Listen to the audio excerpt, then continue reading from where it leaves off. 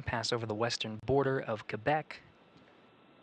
Exposed forward bulkhead thanks to the open nose cone, but that position and orientation and attitude of Dragon as it makes its approach to the station.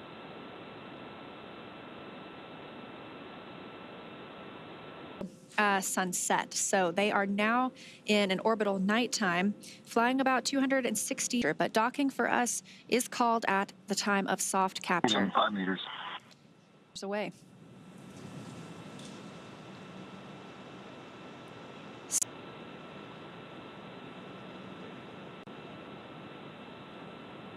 Is the deployment of an umbilical from the Dragon to the International Space Station. That umbilical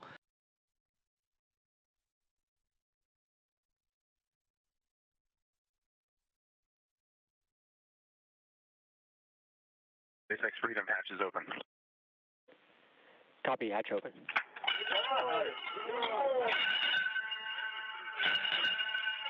Freedom arriving. The bell has been rung.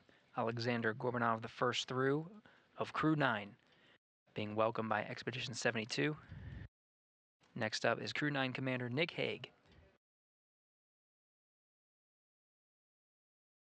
Crew 9 now aboard the International Space Station and joining Expedition 72.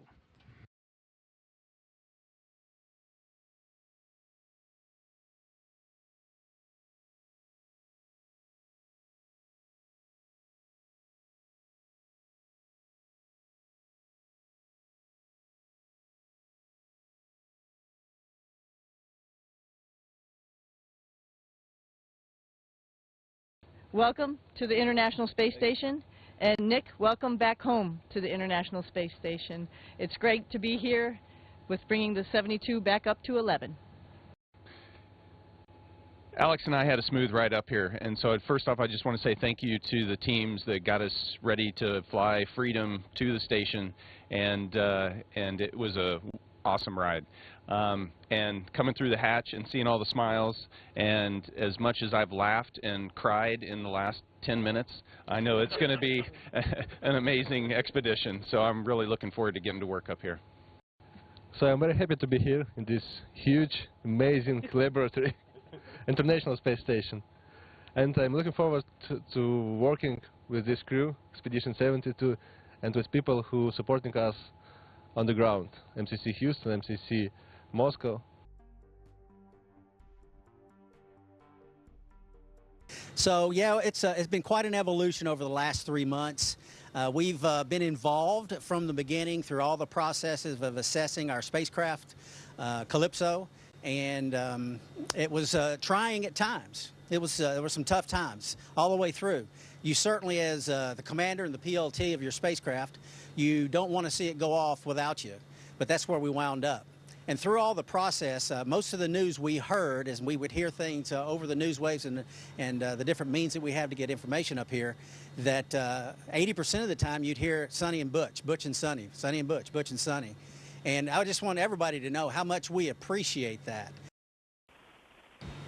I sent down my request for a ballot today, as a matter of fact, and they should get it to us in a couple of weeks. And absolutely, yes, it's a very important role that we all play as citizens, is to be included in those elections, and NASA makes it very easy for us to do that. So we're excited about that opportunity. And Marcia, same here. You know, it's a very important duty that we have as citizens, and looking forward to being able to vote from space, which is pretty cool. You asked what we miss, right? Of course, you know, the things that we always miss, our families. I miss my 2 dogs. I miss my friends. But you know what? Like Butch said, there are so many people on Earth that are sending us messages, and it makes you feel just right at home with everybody when we're able to have those conversations with our friends and family at home. Let down? Absolutely not. Never entered my mind. I don't think Sunny's either until you mentioned it.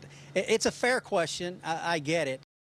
Obviously, when you have an issues like we've had, there's some changes that need to be made. Boeing's on board with that. We're all on board with that. And I can tell you, when you push the edge of the envelope again and you do things with spacecraft that have never been done before, just like Starliner, you're going to find some things. And in this case, we found some things that we just could not get comfortable with putting us back in the Starliner when we had other options.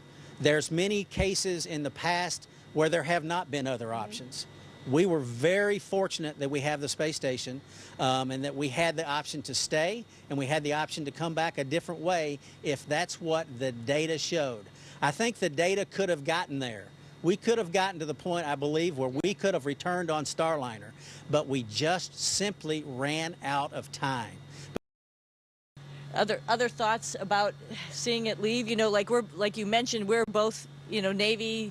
We've both been on deployments. We're not surprised when deployments gets changed. I mean, our families extended. Our families are used to that as well. So that's not a humongous surprise. I think, like Butch said, this is test. I think before we even flew, we had an interview with a lot of you and mentioned the same thing, that, you know, a test flight means that we're probably going to find some stuff.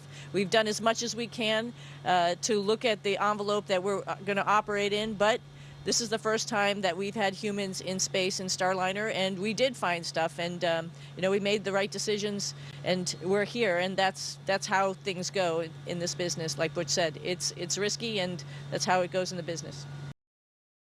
It was wonderful that it made it back. And the fact that we weren't on it didn't even come into mind at all. It was never like, oh, we shouldn't. No, not at all. The decision was made. Like I said, we flipped that bit. We go forward with the plan of the day, and we hope the best for all aspects of all space flight endeavors, regardless of where they are, regardless of what's taking place. So we go with it. 8 days. It was more than 8 days, but 8 days is a number that keeps getting said. It was going to be longer than that. But 8 days to 8 months or 9 months or 10 months, whatever it is, we're going to do the very best job we can do every single day, because that's what the folks that do this type of job have to do. You have to have that mindset, because it is not an easy business, like I said. You know, you sort of turn to and, you know, just take on the next activity of the day, and, you know, that's what we do. We're professionals. I think I have to say, though, in the back of my mind, you know, there's folks on the ground who had some plans, right? Like, you know, like my family, and so to spend some time with my mom, and I think I was fretting more about that, like the things that we had sort of all talked about and planned for this fall and this winter. Trying times, and this is, you know, my daughter's, I'm going to miss most of her senior year in high school, my youngest daughter, and my oldest daughter's a sophomore at East Texas Baptist University, and I wasn't able to be with her during the summer, but like I said earlier, we've tried to teach them the principles that are important and let them understand that trials, however you judge what a trial might be, makes you stronger. And in that respect, I'm grateful. I'm grateful that, you know, it's played out the way it has. We're here, we're safe, we're in a place that we're both familiar with and doing things that we actually enjoy doing. And, but for them, it is different, and they're going to learn from this, and they're going to grow from this, and like they never could have in any other situation. And for that, I am grateful. Yeah, and I think you hit the nail on the head. My husband has said that. My mom has said it before, too. This is my happy place. I love being up here in space. It's just fun. You know, every day you do something that's work, quote unquote. You can do it upside down. You can do it sideways. So it adds a little different perspective.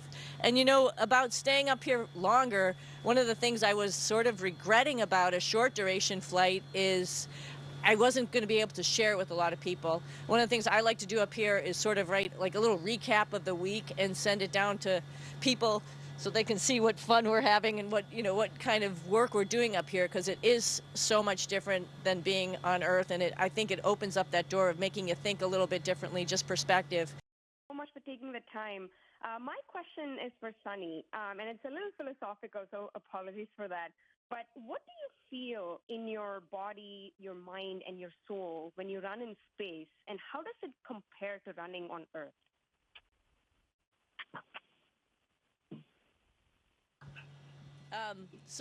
Interesting question. You know, I was mentioning a lot of the physical activity that we do up here. It's a little harder, a little different, but fun at the same time. When I'm on Earth and I'm running